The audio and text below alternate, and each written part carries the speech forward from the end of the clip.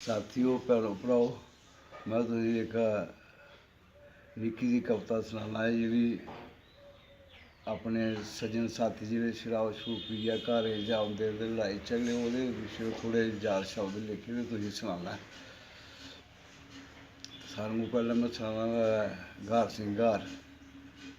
पैह्लें भी सुनाया कि लम्मा ते चौड़ा बाजार ते मैं घार सिंगार ते सरकारी ठेके पर मैं तुसेंगी गल्ल सनाना है ते शराबी दा केह् जीना होंदा।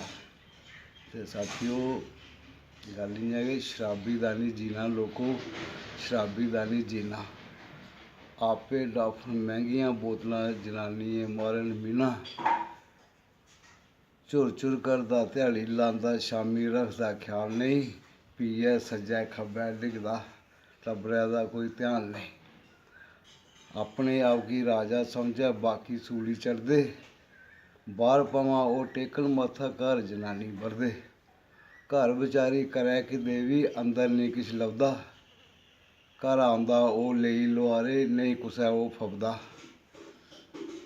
भैन भ्रा बी गोआची जंदे नेईं रौंह्दी रिश्तेदारी।